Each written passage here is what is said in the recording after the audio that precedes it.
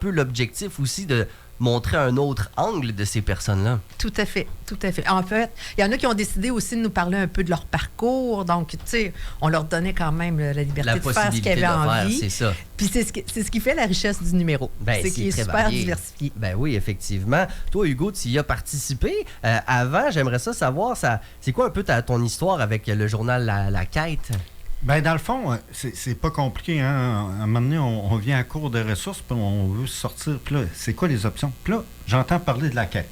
Je dis, il y aurait moyen de faire quelques sous là-dessus, mais c'est pas juste ça. Là, quand tu rentres dans l'aventure, ben là, on t'offre. Tu peux écrire, tu peux dessiner, tu peux faire des poèmes, tu peux. On peut être créatif là, dans le piton là, avec La Quête. Là. C'est pas juste de vendre le journal sur le coin de la rue. On a le rôle de camelot pour le vendre, mais on peut être aussi artisan, créatif, puis produire des textes, des illustrations, n'importe quoi, des bandes dessinées. Participer à la création du magazine. Toi, quand tu es arrivé au début de ça, est-ce que tu as tout de suite voulu participer à la création ou tu t'es dit, bon, pour commencer, je vais le vendre, puis on verra après? Tu sais, comment ça s'est fait, ton entrée là-dedans? Ben, est arrivé... j'ai mon amie Marie-Lie qui travaille au RAEC, justement avec Cyril que vous avez... Cyril Pringot qu'on a reçu hier avec Baby Boo. Puis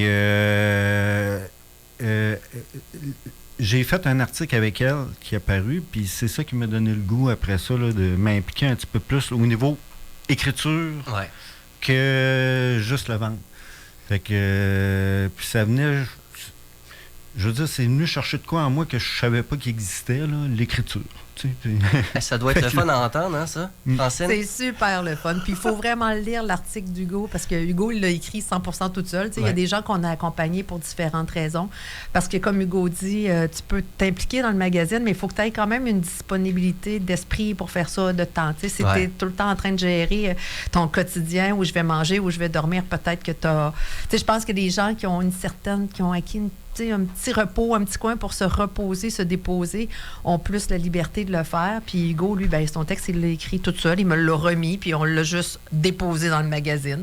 Alors, puis on voit qu'il y a un talent là, d'écriture. Comme Francine dit, il y a des gens qui ont plein de choses à dire, mais c'est juste que des fois, c'est aussi niaiseux qu'ils n'ont pas l'ordinateur. Ils n'ont pas... fait que là, juste le fait de... Parce que avec Marie-Lie, le premier article, c'était ça. Elle l'avait enregistré, elle l'a tout écrit, on a repassé dessus, on l'a publié. Fait que c'était un article qui me ressemblait, mais j'ai pas eu le gros de la job à faire. T'as juste eu à parler, à te laisser aller, puis ça a été retranscrit. Puis, mais tu sais, le message passe. Fait que là, c'est ça. Fait que, comme Francine dit, accompagner du monde, ça lui permet de s'exprimer sans qu'il y ait à casser des vitrines pour aller chercher un ordinateur.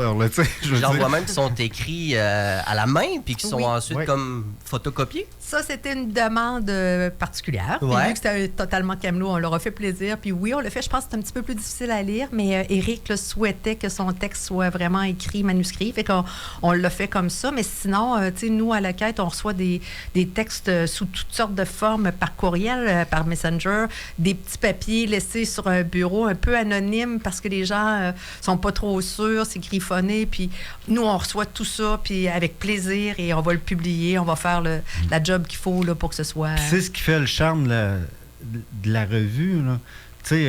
Moi, quand je l'ai vu, je ne le savais pas. Là, quand j'ai tourné la page, j'ai fait « Oh, wow! C'est super! C'est cool, ça, là. Ça se démarque. » Puis, tu sais, moi, tu vois, je tourne les pages, puis je vois des visages que je reconnais. Cécile, entre autres, que j'ai rencontré à quelques reprises. Puis, je trouve ça beau parce que les gens qui se procurent ce magazine-là peuvent tourner les pages puis dire « Ah, cette personne-là, je la vois à tous les jours. » Assurément, là, tu lis, puis t'en apprends sur cette personne-là. Puis justement, tu sais, Cécile, qui aime les animaux, puis etc. Puis tu sais, ça humanise. Puis quand on parle du vivre ensemble, j'ai l'impression que ce genre de magazine-là, ça peut aider. Bien, je pense que c'est... Tu sais, pour les camelots, il y a deux gros avantages à vendre le magazine, à ce qu'ils nous rapportent. Bien, il y a l'aspect sous, on s'en cache pas. Ça leur permet de faire quelques sous, mais l'avantage le plus marqué, je dirais, c'est les relations sociales. C'est d'échanger avec les gens dans la rue, d'être reconnu, après un temps, quand un camelot, comme la camelot qui est en couverture, ça fait 25 ans qu'elle vend le magazine. Elle se trouve devant la bibliothèque Gabriel Roy. Je ne sais pas si c'est un secteur que vous fréquentez, mais bon, elle est là depuis longtemps. Bien, Martine, elle, là, elle a comme un réseau autour de la bibliothèque. Les gens la connaissent. Elle connaît les gens. Elle peut s'informer du petit dernier de un. Tu sais, fait qu'il y a un échange là, qui est extrêmement valorisant puis qui apporte... Bien, les sous, on en a besoin, là, on ne s'en cache pas, mais qui apporte plus qui apporte un côté humain, quelque chose qui facilite effectivement la cohabitation sociale, parce que tu peux voir une personne qui, peut-être que parfois, elle peut être désorganisée un peu, mais tu sais que le lendemain, elle est bien, puis qu'elle vend le magazine, fait que ça veut dire que cette personne-là, elle est tout ça à la fois, puis il faut la prendre comme elle est. T'sais. Puis comme tout le monde, il y a des hauts, il y a des bas, il y a des meilleures journées, il y a des moins bonnes journées, puis peu importe qui on est, c'est notre réalité à tous. Francine Chatigny, coordonnatrice du magazine de rue La Quête. Je suis curieux sur le fonctionnement, justement, quand on devient camelot, la répartition des sous, puis etc. Comment ça fonctionne? Bien, comment ça fonctionne? D'abord, c'est un accueil inconditionnel. Fait que quelqu'un qui va se présenter à l'archipel d'Entraide, nos bureaux sont situés sur la rue Saint-Joseph, dans les locaux de la NIF. C'est un accueil inconditionnel, donc on pose pas trop de questions. En fait, la personne veut faire des sous, veut devenir camelot. On prend le temps de lui expliquer un peu le mode de fonctionnement. Donc, il faut que tu paies le magazine parce que c'est un outil de réinsertion sociale. Donc, il y a une part de responsabilisation qui vient avec ça. Si tu n'as vraiment pas d'argent, on peut trouver une solution pour les premières fois. Là. Mais tu paies le magazine de 2 $, puis après, tu le vends 4. Oui. Fait que là, on va regarder ensemble. Il y a des règlements à suivre, très simples, de base, de respect. Mais nous, on veut conserver notre droit de vendre le magazine pour les camelots dans la ville. Donc, il faut que ça se fasse de manière harmonieuse. Bien sûr. Explique les règlements. On détermine un secteur de vente selon où le camelot habite ou dans quel coin il est présentement. Bon, tu sais, on n'enverra pas quelqu'un à Sainte-Foy s'il est dans Saint-Roch puis il n'y a pas les moyens de se déplacer.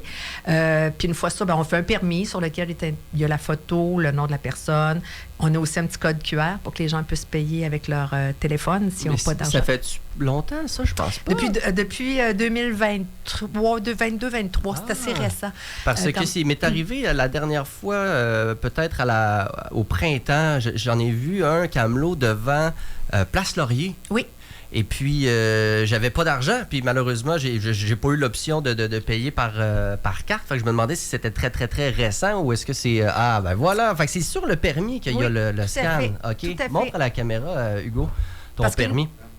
Donc, c'est sur le permis qu'il y a le code QR. Et là, on peut donner le 4 $. Ça, c'est pendant la pandémie. On s'est dit... Il y a eu un moment là, où il était question qu'on ne pouvait plus toucher les sous. Puis qui était... C'était la panique, là, l'argent va disparaître, qu'est-ce qu'on va faire pour nos camelots? Ça faisait longtemps qu'on voulait faire ça, mais c'est là que l'argent a débloqué pour qu'on puisse le faire, parce que l'air de rien, une solution comme ça coûte des sous. C'est sûr. Fait que, puis on voulait aussi quelque chose de facile pour les camelots, là. Il n'était pas question de se promener avec un terminal de paiement ou quoi que ce soit. Fait que comme ça, c'est tout simple. On crée le code QR quand un nouveau camelot arrive. Puis ça passe par une espèce de plateforme. L'argent est déposé dans un compte qui est comme une forme de fiducie, plus ou moins. Là, c'est pas tout à fait ça, parce que légalement parlant, je pense que je pourrais pas dire ça, mais en tout cas, il y a un compte où l'argent est là. Puis par la plateforme, on sait exactement, bon, Hugo a fait 5 ventes cette semaine, il y a quelqu'un qui a donné 5 $, 10 $. Fait qu'on y prépare sa paye, entre guillemets. Non, c'est génial. Parce que c'est ça. Dans le fond, quand c'est extrêmement simple, là. Vous prenez une photo du code QR, puis en prenant la photo, ils vont vous suggérer un lien. Vous cliquez là-dessus, vous rentrez directement sur la plateforme, vous faites le paiement, vous avez exactement, bon, OK, quel montant vous voulez donner. C'est ça, on n'est pas obligé de donner 4 $. Si on veut donner plus, on peut. On peut, super. Oui. Puis la beauté avec ça, c'est que, dans le fond, nous, puis ça, comme Francine expliquait tantôt, tu sais, on l'achète, notre revue. Ouais. Fait que là, tu sais, c'est pas, on s'en va, puis on est irresponsable. Non, on l'achète, on est entre guillemets, notre propre entrepreneur. Ouais. C'est notre devoir de l'acheter, de la vendre. Puis s'il y a des gens qui veulent donner un surplus, ben ils en donnent. Puis on a des belles surprises là-dedans. Il y en a qui ils vont dire, ben garde-là la revue pour quelqu'un d'autre. Mais je vais te puis donner... donne un 20$. Ouais. Ça, c'est génial. Même si elle coûte juste 4$. Fait qu'il y a des... Puis il y en a qui payent juste le 4$, c'est correct. Mais ce qui est intéressant, comme tu dis, c'est que si toi, tu t'es payé 30 revues, ça t'a coûté 60$. Exactement. Tu veux y vendre, là. J'en suis responsable. Tu vas pas aller garocher au recyclage. Non. C'est comme jeter de l'argent dans le feu, carrément. Puis ça développe aussi, c'est ça, je veux dire, un format Entrepreneuriat, ouais. Tu sais, chez les personnes. Puis, regarde, tu l'achètes, t'as avant, t'es responsable de ça. Tu sais, regarde, entre guillemets, il n'y a pas de niaisage. Non, effectivement, c'est sérieux. C'est un outil de réinsertion. Oui. Donc, c'est absolument génial. Ça date de combien de... Combien? 30 ans. On célèbre notre 30e anniversaire cette année. Fantastique. Oui. C'est publié combien de fois par année? Ça? C'est 10 numéros par année. 10 numéros. Donc, il y a 2 numéros doubles, juillet, août, décembre, janvier. On aimerait ça en faire plus parce que pour les Camelots, avoir une édition sur 2 mois, c'est extrêmement difficile. Mais c'est aussi, tu sais, c'est une production 100% bénévole. Hein. Ouais. Là, c'est une édition spéciale avec totalement Camelot, mais habituellement, le contenu est composé de textes qui sont écrits par des étudiants en journalisme qu'on va recruter à l'Université Laval. Cool. Il y a une partie, c'est évidemment ouvert à tous les citoyens. Tout le monde qui a envie d'écrire peut écrire dans le magazine. Puis, il y a aussi, on a aussi des chroniqueurs là, qui sont pour la plupart... Pour l'instant, pas vrai. Mais en tout cas, il y en a plusieurs, c'est des anciens de la communication, là, comme Claude Cossette ou Martine Corriveau, qui a été journaliste et tout ça. Et puis, on a aussi des chroniqueurs. Un chroniqueur qui est un gars de la rue, un junkie qui s'affirme et qui écrit beaucoup sur ce sujet-là aussi. C'est intéressant. Il y a plusieurs personnes, dont Bernard Saint-Onge, qui n'est pas Camelot, c'est l'unique personne qui n'est pas Camelot dans cette édition aussi, qui est un gars qui, ça fait 30 ans qu'il écrit dans le magazine, puis lui, il parle beaucoup de sa bipolarité d'une manière très, on l'appelle l'enjoliveur du quotidien, parce qu'il y a une manière d'exprimer ça. Ben, il y a des bas, mais il y a des hauts. Puis dans ces hauts, il y a des choses qui sont belles aussi. Là, donc, c'est ouvert à tous, mais c'est 100% bénévole comme contenu. Fait que c'est presque un miracle. Moi, à chaque édition, quand je reçois le matériel, je suis comme, wow, on va en faire encore un. Yes. Fait que c'est vraiment quelque chose qui est dû à la générosité des gens qui nous donnent de leur temps, de leur talent, comme Hugo là, qui commence à écrire. Donc, puis ça, ça fait des petits. Puis il y a des gens, des fois, qui vont écrire 2, 3 fois. Puis, leur parcours va ailleurs. Puis il y en a qui, comme Bernard, sont là depuis 30 ans. On a plusieurs chroniqueurs qui sont là depuis vraiment longtemps. Je dirais que les journalistes, comme c'est des étudiants, ils suivent un peu le cycle des sessions. Ouais. Fait que ça va vite qu'ils viennent, ils partent. Mais par contre, pour ce qui est des chroniqueurs, les auteurs, il y a des gens là, qui écrivent depuis très, très, très longtemps. Puis pour qui ça fait autant de bien d'écrire puis d'être publié que pour les Camelots quand ils sont dans la rue puis qui ont des relations gratifiantes avec les gens.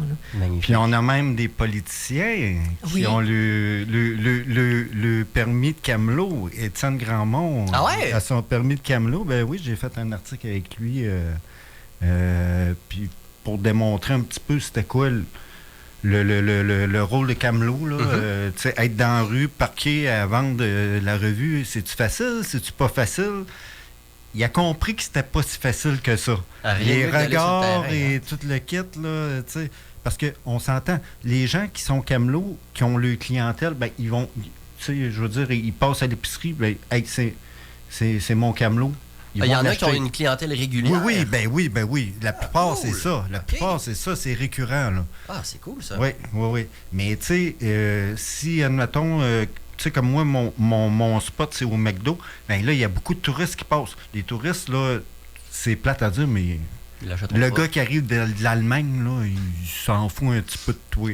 On peut te payer, le touriste ne paiera pas en yens ton magazine, là, on s'entend. Fait que, tu sais, mais c'est ça, il y a beaucoup de Camelots qui ont le clientèle récurrente, puis c'est quasiment comme un abonnement, là. Fait qu'ils ont hâte, là, puis le premier, puis le 2, puis tout ça, ils vont aller acheter le revue avec le Camelot préféré. Francine, est-ce que tu as un aperçu moyen de combien de magazines par Camelot à peu près ils prennent? Ou c'est très, très, très variable? C'est extrêmement variable, parce que c'est extrêmement variable par Camelot, puis je dirais que c'est extrêmement variable par période. Parce que il y a des périodes où ça va moins bien. Puis parce que c'est rough, là. Tu sais, t'es dans la rue, il fait froid, il fait chaud, il fait tous les temps. Donc, mais tu sais, je te dirais qu'il y a des Camelots qui ont établi une espèce de manière de fonctionnement, là, comme, Martine vend deux semaines pendant les 2 premières semaines du mois, de telle heure à telle heure. Elle vend entre 60 et 70 magazines par mois. Ça lui convient. Il y a des camelots on a eu des camelots qui vendaient, là, qui étaient là pas 24 heures sur 24, mais presque, là, 7 jours sur 7, qui vendent 300, 400 exemplaires par mois. Hey, fait que, ça commence à faire de l'argent. Oui, ça commence à faire de l'argent. C'est beaucoup de temps investi aussi. C'est sûr.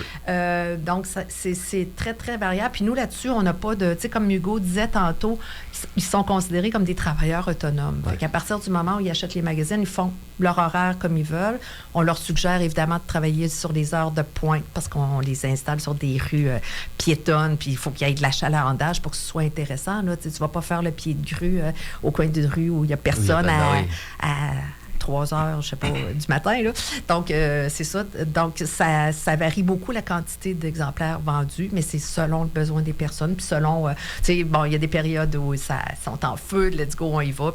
Puis nous, on fait juste les accompagner là-dedans. Ben, c'est encore mieux, parce que, tu sais, s'il fallait dire c'est minimum 20, tu sais, on couperait de la possibilité à bien du monde peut-être. Donc, que ce soit vraiment personnalisé, ça demeure la meilleure option pour que ça. On dirait qu'il y a peut-être un nombre limite minimum dans le sens où si un camelot ne vend que très peu d'exemplaires à un secteur, ben on va peut-être voir avec lui si on peut mettre un autre camelot parce que on va se le dire, Québec, contrairement à Montréal, là, on n'est pas choyé en termes d'espace de vente. Il n'y a pas de bouche de métro, il n'y a pas des places où il y a beaucoup de piétons, on s'entend, là, on ne peut pas vendre à des autos. Fait que le nombre de rues hyper achalandées en piétons à Québec, c'est assez limité. Fait que si on voit qu'il y a un camelot qui vend un petit peu moins, admettons sur la rue Cartier, ben on va dire OK, on va en mettre un deuxième, un troisième pour faire en sorte là, que tout le monde puisse... Notre but, c'est que chaque camelot puisse tirer au maximum de cette activité-là. C'est clair. Puis comme Francine dit, c'est structuré. Là, on a un code d'éthique. Là, je veux dire... faut qu'on se présente en shape, là, je veux dire. Puis il n'y a pas de vente à pression. Non, c'est ça. Puis, tu sais, on vend pas le pied dans la rue, c'est sur le trottoir, puis on rentre pas dans les commerces, puis tout ça. Fait que c'est fait pour que, tu sais, les gens ne se sentent pas intimidés. Ou harcelés pour l'acheter. Puis on a notre place juste correcte, là, tu sais, sur le trottoir, puis on croise le monde, tout ça, puis... fait que c'est le meilleur des deux mondes. Là, on est visible, mais on n'impose pas non plus. Là. Puis les gardes de sécurité, police, tout ça, ça va bien. Il y a personne qui quand tu sors ton permis... tout le monde le sait. Ben, en fait, il y a une entente implicite là, avec la ville qui fait que c'est permis de le faire. Puis nous, on est là aussi pour encadrer les camelots. Donc, s'il y a des situations, ça arrive là, à l'occasion, on ne se cachera pas, là, où un camelot va être trop insistant, on ne va pas faire les choses correctement, ben nous, on est là, on peut lui retirer son permis, ça fait partie de nos règlements. On va le rencontrer, on va voir c'est quoi la situation, est-ce qu'on peut l'aider à mieux avoir des comportements plus adapté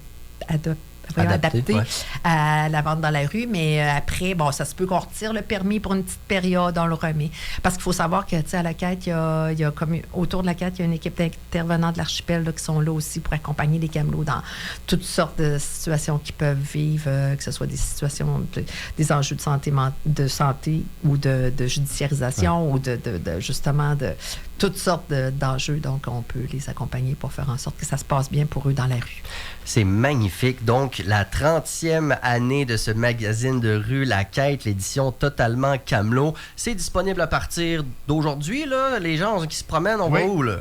Ben, on s'en... Ben, à peu près partout dans la ville. Là. Basseville, Hauteville, puis même en banlieue, y a moi, je connais pas tous les spots, là, mais je veux dire, admettons, sur Saint-Joseph, c'est sûr, vous allez en croiser un. Okay. Sur Saint-Jean aussi, c'est sûr, vous allez en croiser un. À peu près partout. Là, rue Cartier, 3e avenue Limoilou, c'est le plus gros spot. On invite les gens à donc se le procurer. C'est fascinant. J'ai vraiment hâte de lire ces articles-là. Ils sont je suis sûr, sont tous intéressants, là, mais cette édition-là, écrite par les Camelots, est particulière. Donc, on vous invite à vous la procurer. Hugo, tant qu'à t'avoir, la dernière fois qu'on t'a jasé, t'étais en processus de toutes sortes de choses. Entre autres, t'allais passer ton examen pour ton permis de conduire. Et là, j'aimerais savoir comment ça s'est passé. Très bien. T'as eu ton permis? Oui. Mesdames et messieurs, c'est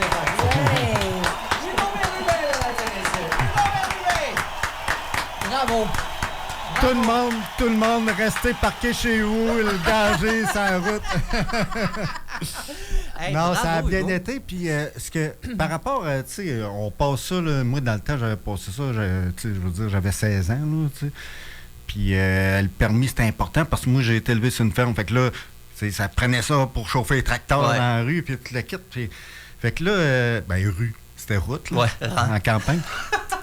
Mais c'est ça. Puis là, tu sais, on avait plein de préjugés. Tu sais, il essaie de nous piéger. Là, non.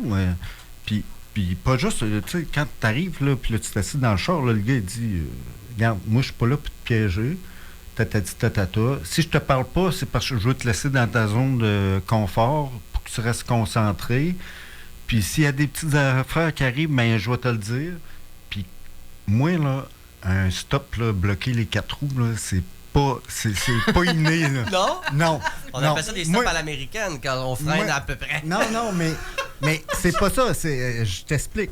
Moi, aussitôt que ça vient pour bloquer la roue, je relâche le break. C'est pour le confort des personnes qui m'accompagnent. C'est pour moi que ça soit raide. Oui, c'est ça. Fait que là, tu fais ça avec cœur.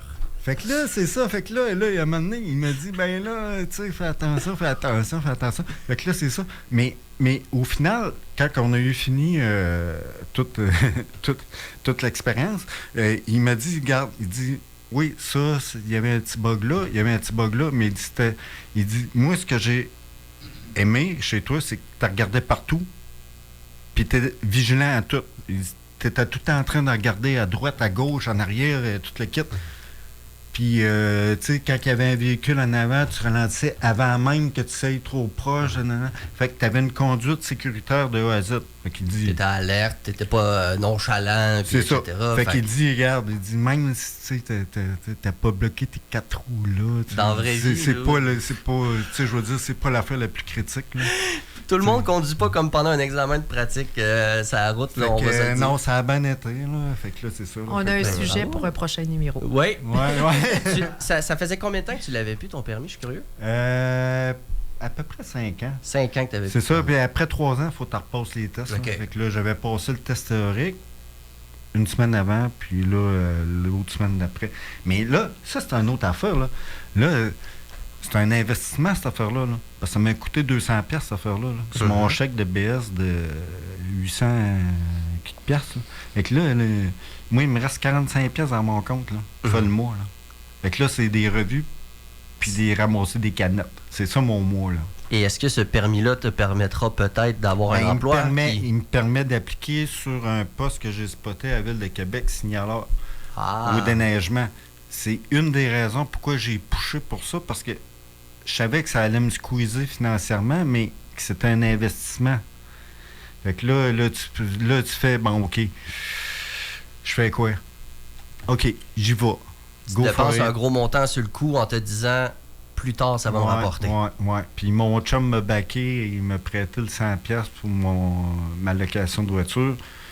Puis l'autre 100$, c'est tous les permis, là, les tests, puis les examens, puis etc. Là. Mais là, j'ai mon permis provisoire. Ah! Puis là, le reste, quand Post Canada va arrêter d'être en grève, tout ça, là, il va rentrer maintenant. Bravo. Il y avait de quoi que je voulais parler avec toi? L'équipe multi. L'équipe multi. Exactement, parce que dans ton processus pour te sortir de l'itinérance, tu as eu de l'aide de cette équipe-là. Ouais. D'emblée, c'est quoi l'équipe multi? L'équipe multi, là, c'est un peu comme si un policier s'accouplait avec un intervenant de rue. Okay. Ça fait un policier qui a des aptitudes pour intervenir dans la rue, puis surtout là, dans le milieu de l'itinérance. Parce qu'un itinérant, là, il y en a qui ont, je veux dire, ils ont eu des parcours plus mollo, mais il y en a qui ont eu des parcours rock'n'roll. Puis il y en a qui ont, la police, là, ils l'aiment pas bien. Fait que là, si t'arrives, puis t'essayes de jouer le policier redneck, là, avec la main sur le gun, là, ça marchera pas, là. Ouais. Fait que là, eux, dans le fond, c'est ça, là, ils ont une formation un peu comme les gens qui sont intervenants de rue. pour être capable d'intervenir avec des gens en situation là, précaire, qui ont eu aussi des démêlés avec la justice, qui ont des problèmes au niveau de consommation, qui ont aussi des fois des santé mentale précaires, etc., etc., etc. Tout ce que tu peux avoir dans la rue, là, dans le fond. Parce qu'il y en a qui sont propulsés là parce qu'ils font une faillite ou n'importe quoi, puis il y en a, c'est une question de santé mentale, il y en a, ça devient judiciaire. Tout le monde est là, je veux dire, c'est un amalgame de tout ce qui peut arriver dans la société, tu l'as dans la rue. Là. Fait que là, eux, c'est ça, dans le fond, ils ont une formation pour dealer avec ça. Puis au lieu de donner une étiquette, ben ils vont te donner un livre à l'hôpital, au lieu, tu sais, fait que ça, je l'ai vu. Oui. Mais est-ce que tous les policiers ne devraient pas être de même? Ben oui. Puis là, il y en a combien dans l'équipe multi, à peu près? Je ne sais pas. Sont-tu beaucoup? Je ne sais pas. Honnêtement, je ne sais pas, okay. mais puis t'as pas juste multi, il y en a une autre équipe là, qui est faite aussi, formée pour des événements événementiels. OK. Fait que là, c'est comme un peu tendance là, de spécialiser, si on veut. Ben, on dit spécialiser, mais c'est plus... sensibiliser. Ouvrir l'approche là, d'intervention. Là. Fait que, tu sais, un sniper, c'est spécialisé. Mais intervenant de rue, tu sais, il faut que ça soit général. Ouais, là, parce que élargir un peu. Oui, c'est ça. Fait que, puis ils font sérieusement une belle job. Puis, pourquoi j'en parle le matin, c'est parce que je n'avais pas parlé, mais tu sais, ça se passe vite en ondes, hein? Bien sûr. T'sais, mon écureuil, il tourne vite en tabarouette, là. Fait que là, c'est ça. Là, je gagne une tâche avec Tapage. Ouais. La même Tapage que quand je suis venu vous aider à déménager vos meubles ici. S'est rencontrés. Ben oui, c'est ça. Puis là, je suis sur le parvis de l'église, Saint-Roch. Puis là, Dom, il arrive. Puis là, salut Hugo, j'ai écouté ton émission, c'était pas pire. Puis je dis, t'as pogné ça, tu sais. On s'attend pas à ça parce que, tu sais, je veux dire, sans faire de préjugés, là, tu sais, c'est pas énergie, là. On s'attend pas parce que, tu sais, ça passe, tout le monde y a ça dans son char naturellement. Quoi qu'énergie, ce temps-ci, je suis pas sûr qu'ils ont plus d'auditeurs que nous. Mais on n'est pas, mettons, Radio-Canada. En tout cas, vous comprenez ce que je veux dire. Fait que, Dom, Hugo, c'est qui, Dom? Dom, c'est un policier de l'équipe multi. Okay. Puis ils sont deux Dom, on les appelait Dom et Dom. Mais là, je sais pas si c'est encore en duo, mais non, je pense que là, Dom, il est avec, je me rappelle plus, il est rendu, je pense, avec une policière. Là. Mais c'est ça. Puis moi, un qui m'a aidé beaucoup, c'est Pierre Poirier. Là, il a lâché le multi. Je me rappelle pas c'est quoi le poste nouveau qu'il a pris, là. Mais lui, c'était le gars. Parce que, tu sais, ils sont pas juste là pour te prendre par la main. Ils sont capables de te donner un petit coup de pied dans le cul quand ça le temps que ça bouge. Là. Des fois, ça fait du bien, ça. Des fois, on a besoin. Des fois, on a besoin. Ouais. Puis c'est ça, puis ils sont là de même. T'sais, ils sont rigoureux, fait qu'ils sont capables de tenir la main quand c'est le temps de tenir la main, mais ils sont capables de te donner un coup de pied quand c'est le temps que ça bouge. Une main de fer dans un gant de velours. Exactement. C'est ça. Capable d'être doux, mais capable d'être drette quand il le faut. Puis autant les gars que les filles, là. Regarde. Puis ils sont très respectés, là. Oui. Ouais. Vous avez juste à regarder les sites, là, quand le ménage passe dans le parc, là, il y a beaucoup d'itinérants qui vont aller jaser avec eux autres, tout ça. Puis même les gars de la ville aussi, là, qui font le ménage, là, on va les jaser, tout ça. Mais il y a quand même une partie plate qui arrive, c'est que si tu te ramasses pas, ben là, ils pognent ton stock puis ils sacent ça dans les vidanges. Ouais. Ça, c'est la partie plate. Mais rendu là, c'est aussi ta responsabilité. Tu le sais. D'itinérant. Ouais, tu le sais, là, le ménage se passe à 10 heures. T'as aussi une petite part de responsabilité de ramasser tes affaires. Parce que si tu laisses ça là, mais il y a beaucoup d'évolutions aussi. Je regarde, moi, là admettons, 3 ans, 2 ans, 3 ans, là, le parc, c'était le bordel. Là, le parc, il s'entretient bien. Le coin de la rue, là, Xiane, là, il s'entretient bien. Moi, des fois, je gagne des brigades le matin pour faire le ménage, puis j'ai pas de balai porte-poussière parce qu'il y a quelqu'un qui est venu l'emprunter pour faire le ménage là-bas. Fait que les gens sont proactifs. Eux-mêmes. Fait que là, oui. Puis, par arrivé de l'église, je checkais, là, puis là, il n'y a pas tant de choses à ramasser que ça. Puis, il y en avait un qui était en train de ramasser, il dit, je peux-tu mettre ça dans ton porte-poussière? Fait qu'avant même que l'équipe de la ville vienne faire le ménage, les gens le faisaient eux-mêmes. Puis le foreman de la ville, il m'a envoyé la main, à un moment donné, il dit « Hey, c'est cool ce que vous faites, là, parce que moi, je suis en train d'en ramasser. » Puis il dit hey, c'est cool, là, tu sais, depuis un bout de temps, là, tu sais. Fait que c'est ça, fait que c'est la responsabilité de tout le monde. Mais, tu sais, c'est sûr qu'il y en a qui l'échappent, là, tu sais, c'est comme dans tout, là. Mais en général, ça s'améliore. Puis c'est parce que le monde, ils veulent garder le parc. Si le parc il vire en bordel, puis le parc, là, on s'entend, là, l'été, là, il y a plein de jeunes là, qui passent avec leurs parents là, pour aller au YMCA dans les 4 jours, tout ça. Ils n'ont pas le goût de mettre le pied sur une seringue, ils n'ont pas le goût de voir plein de déchets, ils n'ont pas le goût de voir du monde. Là. Fait qu'il y a même une auto-justice qui se fait dans le parc. Là. Quelqu'un qui commence à faire son rock'n'roll, là, il va se refaire mettre à sa place. Là. Le respect de la place par les gens qui l'occupent. Oui, c'est ça. Je veux saluer Marcel que je vois là-bas, Marcel Pouliot qui ramasse les seringues, justement. Elle était venue nous en parler ici. Ah oui, Marcel, ben oui, je la connais. Je la vois justement à l'autre bord, elle est devant l'Aube-Rivière, elle fait un travail génial. Hey, le temps file, il est 8h35. On a Jean-Claude Bernheim, expert en criminologie, qui nous attend à l'autre bord de la porte. Francine Chantigny, coordonnatrice du magazine de rue La Quête. Ça a été fascinant ce matin. Merci, puis bravo pour ce que vous faites. Merci beaucoup de nous avoir accueillis. Et Hugo, bravo encore pour ce que tu fais. Bravo pour ton permis. Bravo pour tout le reste. Bravo pour ton bénévolat dans la fin de semaine. Puis merci de mettre de l'avant le beau aussi dans tout ça. Puis on salue l'équipe Multi. J'espère qu'on va se reparler bientôt. Passez une belle journée. Ben oui, belle journée, j'attends ton appel. Merci, salut. 8h35. Courte pause, on revient. Vous voulez entendre des témoignages inspirants de personnes qui se sont sorties de l'enfer de l'alcoolisme grâce à une méthode en 12 étapes?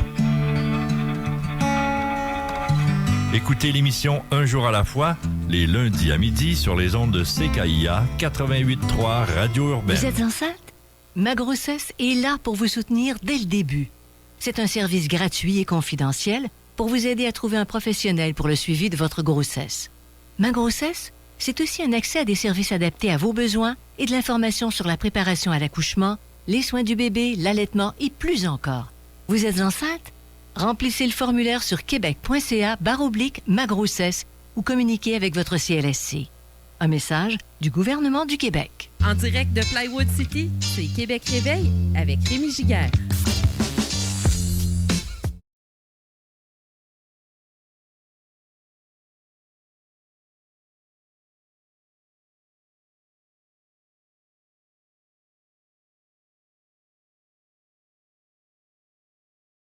Studio qui passe à tous les matins, c'est toujours